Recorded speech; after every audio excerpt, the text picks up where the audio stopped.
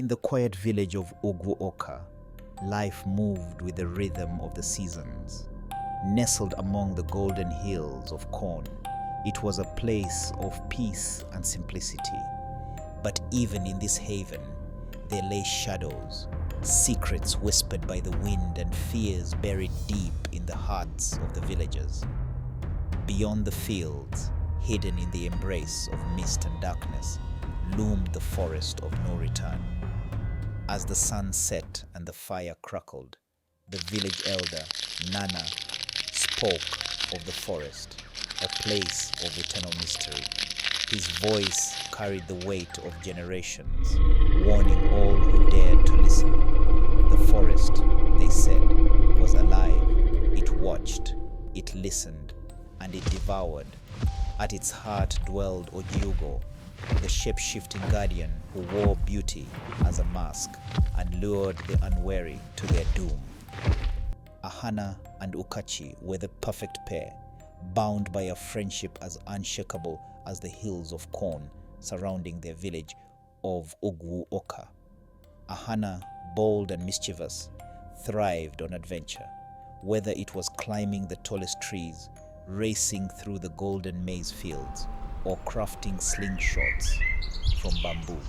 Ahana was always the first to try. Ukachi, quieter and more cautious, balanced him out, often watching with a mixture of awe and apprehension before eventually joining in. The stream near the village was their sanctuary, a place where the sunlight danced on rippling water and the air was filled with birdsong.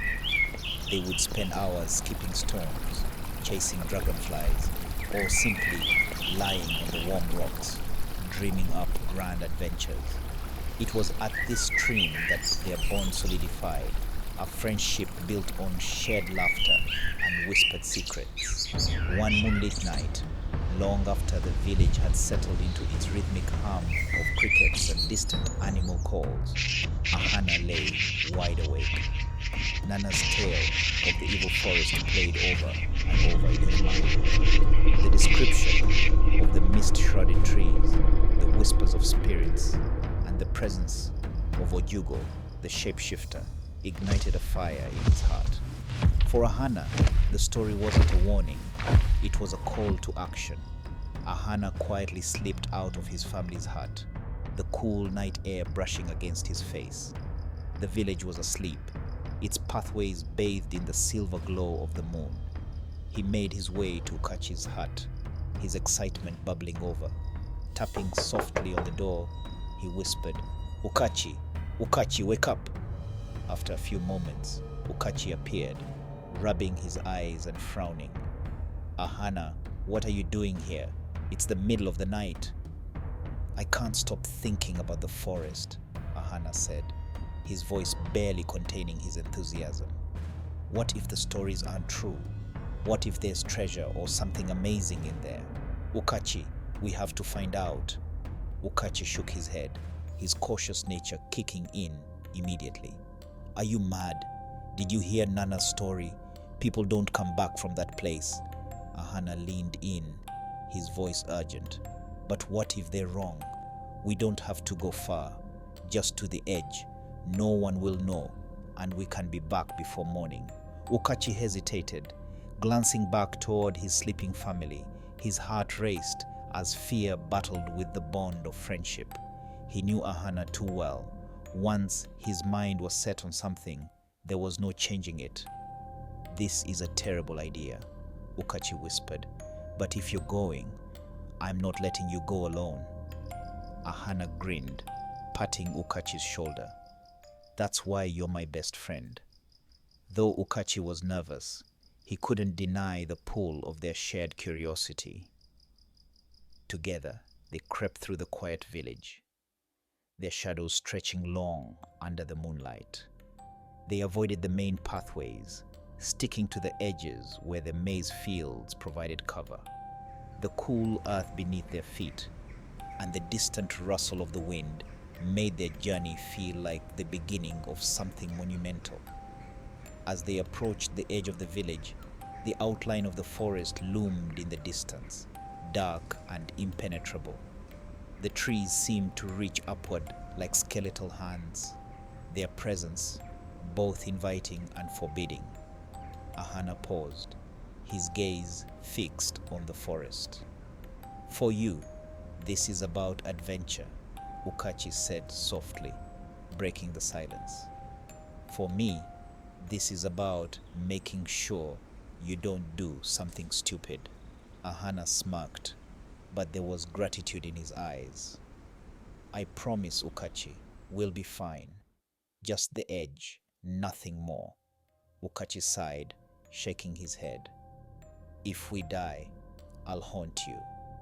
The two boys exchanged a glance, and in that moment, their friendship felt unbreakable, even as they faced the unknown.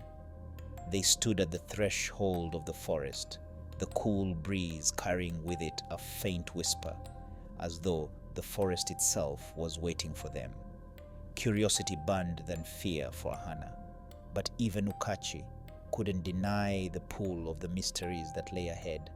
Together, they stepped forward, the line between caution and courage blurred by the strength of their bond.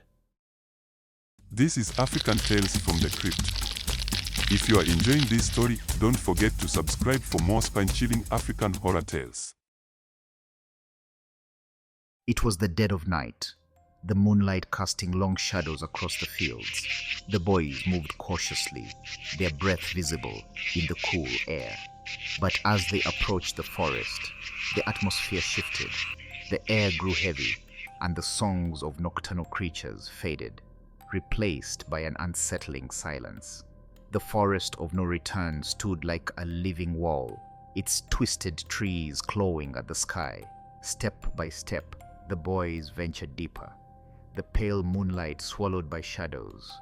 The air turned colder, the silence broken only by the whisper of leaves. Each step felt heavier, the ground soft and unwilling. The forest seemed to breathe, its presence pressing against them. And still, they kept going, deeper and deeper, until the break of dawn.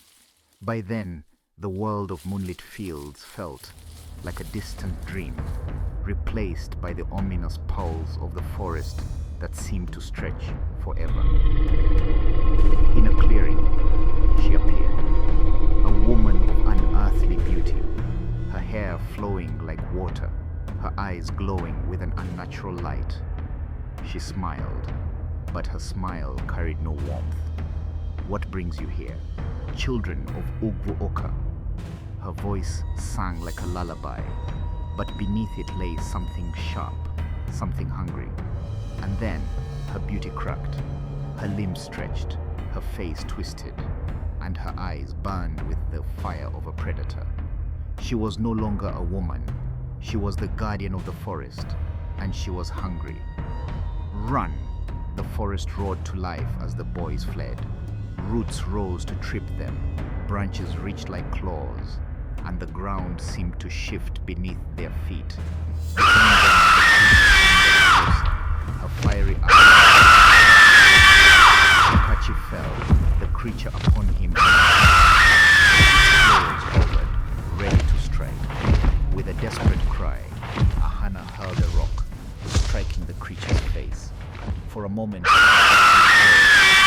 boys ran again, their feet pounding the earth. They burst from the forest, collapsing onto the golden fields. The sun greeted them, but behind, the forest loomed, its shadows retreating but its presence unbroken. They had escaped for now. The boys returned to the village. As survivors, their story spread like fire, chilling the hearts of all who heard it. The elders warned, "The forest is patient. It has let you go, but it will never forget." But for Ahana, the forest had left a mark. As he lay in his hut, the whispers of the forest lingered in his mind, and the glowing eyes of Ojugo haunted his dreams. The forest of no return had let him go, but its reach extended far beyond its twisted trees. Respect the unknown.